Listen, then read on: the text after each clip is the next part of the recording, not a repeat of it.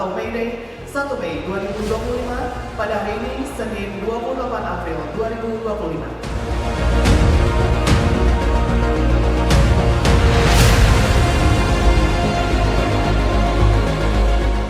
Lama saya tugas di Aceh itu mulai 2009 sampai 2015 kemudian yang sampai sekarang 2022 sampai sekarang ya alhamdulillah Aceh ini kondisi ini adalah kerja kita semua.